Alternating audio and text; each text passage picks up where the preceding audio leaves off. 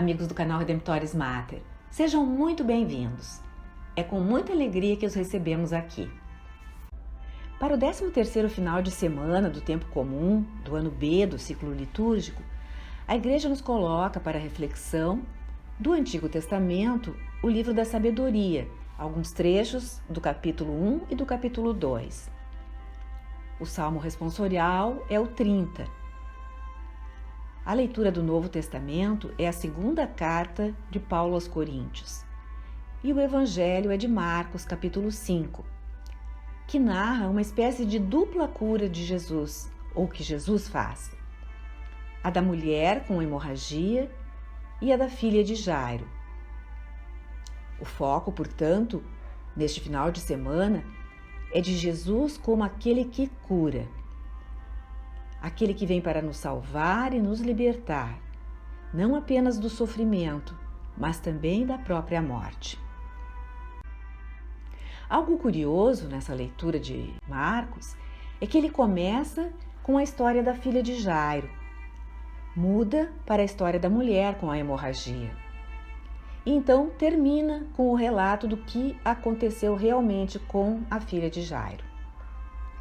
Os estudiosos chamam essa forma literária de, entre aspas, o sanduíche marcano. Porque Marcos, às vezes, insere uma história no meio de outra. No caso de hoje, em ambos os episódios, está envolvido o sofrimento e ligado ao número 12. Como veremos, a menina, filha de Jairo, tem 12 anos. E a mulher doente está com hemorragia há 12 anos. Esse pode ser um dos motivos pelos quais Marcos justapõe os dois episódios, além, é claro, do fato de acontecerem no mesmo tempo. Porque a hemorragia da mulher a fazia impura, segundo a lei de Israel, e o fato de ela já ter procurado médicos e estar com esse sangramento, certamente com anemia e idade, já alguma, uma vez que já tinha há 12 anos o sangramento, a deixa sem possibilidade de dar a vida, de dar a luz. E a menina, que com 12 anos já atingia lá a idade núbil, também, se morre, não poderá vir a dar a vida. Um milagre acontece no caminho em que ele está para a realização de outro milagre. Ouçamos então o Evangelho. Tendo Jesus navegado outra vez para a margem oposta, de novo afluiu a ele uma grande multidão. Ele se achava à beira do mar, quando um dos chefes da sinagoga, chamado Jairo, se apresentou e, à sua vista, lançou-se-lhe aos pés, rogando-lhe com insistência: "Minha filhinha está nas últimas. Vem, impõe-lhe as mãos para que se salve e viva." Jesus foi com ele e grande multidão o seguia, comprimindo-o. Ora, havia ali uma mulher que já por 12 anos padecia de um fluxo de sangue. Sofrera muito nas mãos de vários médicos, gastando tudo o que possuía, sem achar nenhum alívio. Pelo contrário, piorava cada vez mais. Tendo ela ouvido falar de Jesus, veio por detrás entre a multidão e tocou-lhe no manto. Dizia ela consigo: "Se tocar, ainda que seja na orla do seu manto, estarei curada." Ora, no mesmo instante, se lhe estancou a fonte de sangue e ela teve a sensação de estar curada. Jesus percebeu imediatamente que saíra dele uma força e, voltando-se para o povo, perguntou: "Quem tocou minhas vestes?" Responderam-lhe os seus discípulos: "Vês que a multidão te comprime e perguntas: quem me tocou?" E ele olhava em derredor para ver quem o fizera. Ora, a mulher, atemorizada e trêmula, sabendo o que nela se tinha passado, veio lançar-se-lhe aos pés e contou-lhe toda a verdade. Mas ele lhe disse: "Filha, a tua fé te salvou. Vai em paz e ser curada do teu mal. Enquanto ainda falava, chegou alguém da casa do chefe da sinagoga anunciando: tua filha morreu. Para que ainda incomodas o mestre? Ouvindo Jesus a notícia que era transmitida, dirigiu-se ao chefe da sinagoga: não temas, crê somente. E não permitiu que ninguém o acompanhasse, senão Pedro, Tiago e João, irmão de Tiago. Ao chegar à casa do chefe da sinagoga, viu o alvoroço e os que estavam chorando e fazendo grandes lamentações. Ele entrou e disse-lhes: por que todo esse barulho e esses choros? A menina não morreu, ela está dormindo. Mas riam-se dele. Contudo, tendo mandado sair todos, tomou o pai e a mãe da menina e os que levava consigo, e entrou onde a menina estava deitada. Segurou a mão da menina e disse-lhe: Talita cumi, que quer dizer: menina, ordeno-te, levanta-te. E imediatamente a menina se levantou e se pôs a caminhar, pois contava 12 anos. Eles ficaram assombrados. Ordenou-lhes severamente que ninguém o soubesse e mandou que lhe dessem de comer. Pois bem, este é o Evangelho. Vamos olhar para esses dois acontecimentos. Comecemos com o início do sanduíche marcano, o começo do relato sobre a filha de Jairo, chefe de uma sinagoga. No primeiro século depois de Cristo, a sinagoga era o local onde os judeus se reuniam para a oração e leitura das Escrituras. Frequentemente era financiada por judeus ricos, da elite da sociedade, de modo que às vezes ficavam até nas casas destes, como no pátio. Esses eram os líderes ou chefes ou governantes da sinagoga, homens de destaque. Marcos relata que Jairo tem uma filha que está muito doente, à beira da morte. Ele vai a Jesus e, quando o vê, apesar de seu status na comunidade, expressa humildade, caindo aos pés de Jesus e dizendo: minha filhinha está à beira da morte, vem e impõe as mãos sobre ela, para que ela fique boa e viva. Então, tanto a humildade quanto a fé são expressas por esse pai diante da morte iminente de sua filha. Ele está vivenciando o que todo pai teme, que é a doença e a morte de um filho. Ele está desesperado e manifesta sua súplica a Jesus, que começa a se dirigir para a casa onde está a menina. No caminho, outro milagre acontece. Uma mulher que sofre de uma hemorragia, um fluxo de sangue há 12 anos, tenta tocar em Jesus para ser curada. Com essa hemorragia, sob a lei de Moisés, esta mulher estaria ritualmente impura, não poderia entrar no templo para adorar a Deus. Sabemos disso porque no livro do Levítico, capítulo 15, no Antigo Testamento, disse que qualquer mulher que tenha um fluxo de sangue, seja o mensal ou por algum outro tipo de doença, ou qualquer homem que tivesse um sangramento, como às vezes os leprosos, cujas feridas abertas sangravam, são tidos por impuros. Portanto, esse fato significaria não apenas muito sofrimento físico para essa mulher, mas também sofrimento espiritual, isolamento social, cultural e litúrgico. Um fardo muito pesado. E Marcos ainda conta que ela fizera tudo o que podia tentando a cura. Passara por muitos médicos, gastando tudo o que tinha, só piorando. Talvez por efeitos colaterais dos medicamentos. Sabemos que os medicamentos também podem ser debilitantes por si próprios. E muito mais com a medicina primitiva daquela época. Temos então aqui outra situação desesperada, à semelhança da de Jairo. O que faz a mulher? Ela ouviu falar de Jesus e acredita que, se puder chegar até ele e apenas tocar em suas vestes, ficará boa. Mais uma vez, temos uma grande expressão de fé. Uma fé grande, pois ela nem mesmo pensa que Jesus tenha que lhe dizer alguma coisa. Ela acredita que ele é tão santo como se a sua própria santidade fosse, entre aspas, contagiosa, que, se ela puder apenas tocar em suas roupas, ficará curada. E ela não pensa que Jesus ficará impuro por tocá-lo, como o Antigo Testamento previa daqueles que tocavam em quem estava impuro. Ela pensa que ela será purificada e toca na vestimenta de Jesus. Marcos narra que a hemorragia cessou imediatamente e ela sentiu em seu corpo que estava curada da doença.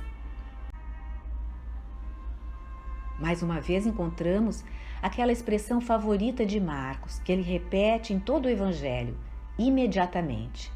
Imediatamente Jesus fez isso, imediatamente fez aquilo, imediatamente aconteceu isso ou aquilo. O objetivo do evangelista é mostrar o poder de Jesus, instantâneo. E é isso que acontece aqui. 12 anos a mulher está tentando ser curada, e o fato de simplesmente tocar em Jesus faz com que a cura aconteça em um momento. O próximo versículo revela que Jesus percebeu que o poder havia saído dele, portanto que ele perguntou ao se virar: quem tocou em minhas vestes? Os discípulos ficaram um tanto desconcertados com essa pergunta, pois Marcos também já contara que uma multidão estava se comprimindo junto a Jesus, cercando-o. A resposta dele seria: todos estão tocando ou tentando tocar em ti, mestre. De fato, é o que está acontecendo. Todos estão tentando tocar Jesus, como que simultaneamente, mas nem todos estão sendo curados. E esse fato é um insight muito importante sobre a cura da mulher com hemorragia. O que a distingue do resto da multidão? O que é diferente é que ela toca Jesus com fé, com uma confiança sobrenatural. A mulher se aproxima, com medo e tremendo, e como Jairo, ela cai diante do Senhor. Fé e humildade. Esses são os dois aspectos que reúnem as duas histórias. E qual foi a resposta de Jesus à mulher, depois que ela contou a sua história a ele? Filha, a tua fé te curou. Vai em paz, curada da tua doença. Essas duas histórias, esses dois milagres, são justapostos por Deus na história da salvação, porque eles se destinam a se iluminar mutuamente. Vemos que Jesus chama a mulher de filha, que é o que nós somos diante de Deus. E Jairo tem a filha doente, a morte. Também estamos doentes diante de Deus pelo pecado. Nesse passo, Marcos retoma o relato da cura da filha de Jairo.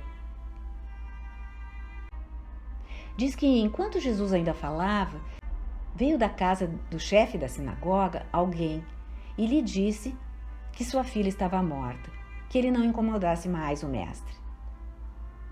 Mas Jesus os ignora e diz apenas: não temas, somente crê. Novamente, aquela ênfase na fé. A fé da mulher a curou. Agora, Jesus está pedindo que as pessoas tenham fé para que a filha de Jairo fique boa. Jesus toma consigo para dentro de casa o seu círculo íntimo entre os apóstolos, Pedro, Tiago e João, os mesmos que ele escolhe para subir a montanha, na transfiguração, os únicos que ele leva para o alto do Getsêmani para orar com ele. O fato de Marcos sublinhar isso mostra que esse é um milagre significativo. Jesus está fazendo isso sabendo que há algo especial nesse milagre e os leva para a casa junto. Então vem aquele momento um tanto estranho em que Jesus pergunta para o que estão chorando, acrescenta que a criança não está morta, está só dormindo. Ora, ela tinha realmente morrido. Este é um milagre de morte e ressurreição. Talvez Jesus tenha operado essa ressurreição em vista da fé e da humildade de Jairo, já quando ele se manifestou a Jesus. Mas a menina segue dormindo. Jesus entra e vai despertá-la do sono. precisamente porque esse milagre não é somente mais um, é um sinal, aponta para além, para o que Jesus fará com cada um de nós na ressurreição dos mortos. E ele diz, Talita come, é uma expressão aramaica. Talita significa garotinha e come, em aramaico, significa literalmente levanta. E ela se levantou e andou. Levantar a filha de Jairo do sono é uma espécie de antecipação de nossa ressurreição final dos mortos. Especialmente quando sabemos que na cultura judaica e também no Novo Testamento, a morte é normalmente referida como estar dormindo. Paulo fala sobre isso em suas cartas. Na primeira carta aos Tessalonicenses, no capítulo 4, ele escreve a eles que estavam angustiados porque seus irmãos e irmãs adormeceram, o que significa que morreram. O Apocalipse fala sobre bem-aventurados aqueles que dormem no Senhor, ou seja, que morreram no Senhor.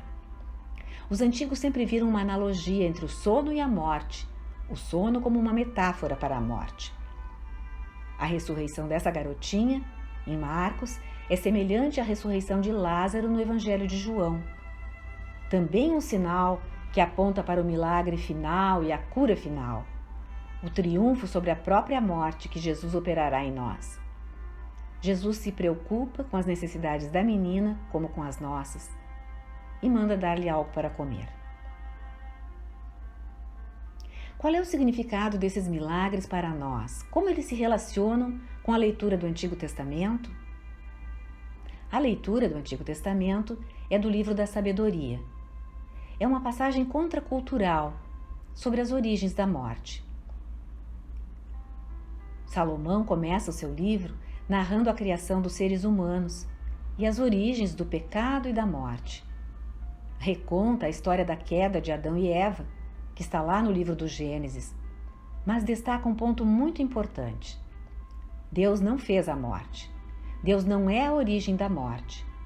Foram os seres humanos que, por seu pecado, trouxeram a morte ao mundo e a tornaram parte da existência humana. Vejamos as duas passagens do livro da Sabedoria para encontrar e entender o que Salomão ensina. Em Sabedoria 1, versículo 13, ele diz o seguinte: Deus não é o autor da morte. A perdição dos vivos não lhe dá alegria alguma. Ele criou tudo para a existência. E no capítulo 2 de Salomão: Ora, Deus criou o homem para a imortalidade e o fez à imagem de sua própria natureza. É por inveja do demônio que a morte entrou no mundo, e os que pertencem ao demônio prová-la-ão. 4 são os pontos fundamentais para Salomão. Primeiro, Deus não é a origem da morte. Segundo, Deus é o autor do universo e a sua vontade original para as coisas criadas é que elas existam, não que morram ou sejam corrompidas. A sabedoria diz que o domínio de Hades, rei dos mortos, não é da terra, que a justiça é imortal. Em outras palavras, a justiça, que é uma virtude, uma característica de Deus, é algo que se encaminha para a imortalidade, voltada para a vida, não apenas uma vida temporária, mas uma vida que continua para todo sempre. Terceiro, a palavra grega para imortalidade aqui é atanasia. Literalmente significa sem morte, ou imortalidade mesmo. Então, vemos que Deus faz os seres humanos para que vivam para sempre, apesar de serem criaturas. A nossa experiência humana revela um pouco isso. Ninguém quer morrer. O desejo é que vivêssemos para sempre. A sabedoria de Salomão está nos dizendo que isso é algo que Deus implantou em nós, que remonta à nossa criação original, ordenada por Ele para a imortalidade. E quarto, se perguntarmos a uma pessoa com uma visão de mundo secular qual é a origem da morte, a resposta provavelmente será que a morte é apenas parte da ordem natural. Se essa pessoa também for religiosa, tiver uma natureza voltada para a religiosidade e crer em Deus, crer que Ele é o autor da natureza, então pode concluir que Deus também é o autor da morte. Deus seria como que o culpado pela morte que está no mundo. Salomão, seguindo o entendimento das escrituras judaicas, diz algo muito diferente. Não, foi pela inveja do demônio que a morte entrou no mundo. Essa é uma alusão direta aos capítulos 2 e 3 do Gênesis, que são o relato da queda de Adão e Eva. O que motivou o diabo contra eles foi que ele invejava o fato de que Adão e Eva haviam sido criados à imagem e semelhança de Deus para a imortalidade e quer tirar isso deles. Assim, por causa de sua inveja, os induz a cometer um pecado que traz sobre eles não apenas uma mudança de estado para um estado de pecado, mas também, em última análise, o castigo da morte. Em Gênesis 3, depois que Adão come o fruto, Deus diz: Tu és pó e ao pó voltarás. E tira Adão e Eva do jardim, para que não comam do fruto da árvore da vida e vivam para sempre, conforme a palavra. Quer dizer que ele lhes nega acesso àquilo que lhes daria a imortalidade, agora que se colocaram neste estado de separação, livremente. Em outras palavras, este é um relato da origem da morte. Mas o mundo moderno ou pós-moderno tende a ignorar o relato da origem da morte na Sagrada Escritura do Antigo Testamento. E por isso, encara a morte como uma parte da existência, como se Deus tivesse criado a morte. A Igreja, nas leituras deste final de semana, está justapondo esse relato do sofrimento da mulher com a hemorragia e da morte da filha de Jairo com esta leitura do Antigo Testamento, que nos diz que a morte não é culpa de Deus. É culpa do diabo, Satanás, o inimigo de Deus, que seduziu os seres humanos a caírem na tentação de se fazerem iguais a Deus. E com isso, trouxeram a morte e o pecado ao mundo. Esse é o ensino da Igreja sobre a origem do pecado e da morte.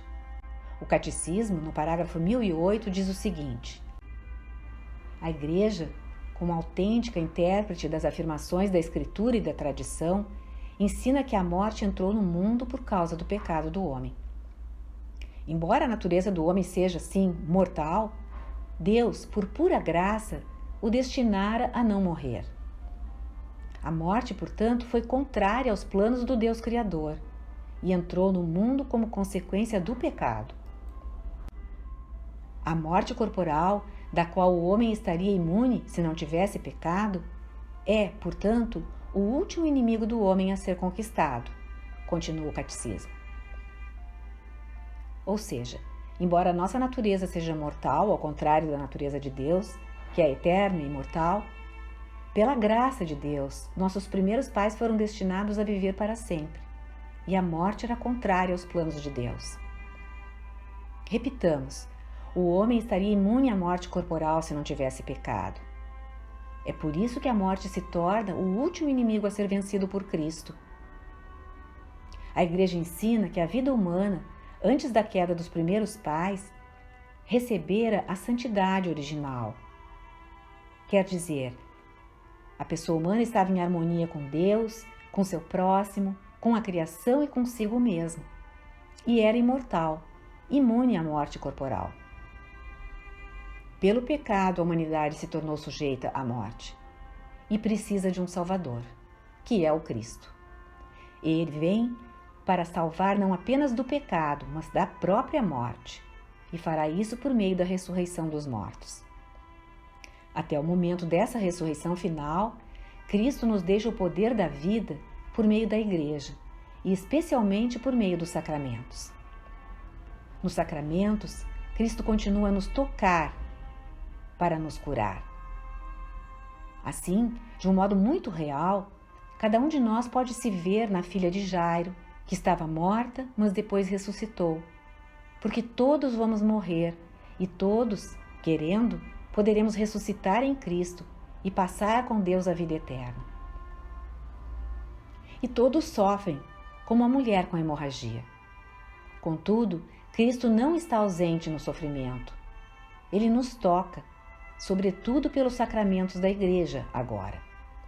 O batismo, a Eucaristia, a confissão, a unção dos enfermos, que é o sacramento que comunica a graça aos enfermos e sofredores e aos que estão à beira da morte.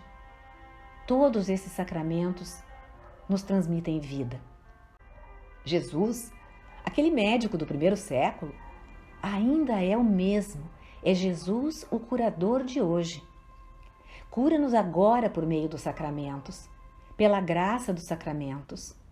E, por fim, vai nos curar da doença definitiva da morte através da ressurreição final. É o que ensina a Igreja no Catecismo, no parágrafo 1504. Meditemos sobre isso, sobre esse Deus da vida, o Deus dos vivos, como disse Jesus, que prometeu a ressurreição e a vida eterna para aqueles que o escolhem e seguem, e que prometeu estar conosco todos os dias até o final dos tempos.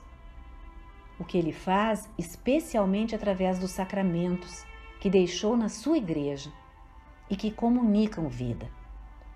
Corramos aos sacramentos, corramos em busca da vida. E essa graça da bênção de sobre a sua vida, sua família. Em nome do Pai, do Filho e do Espírito Santo. Amém. Obrigada por ter acompanhado esta postagem. Se você gostou, clique seu like, inscreva-se no canal e acione o sininho para ser notificado de outras publicações.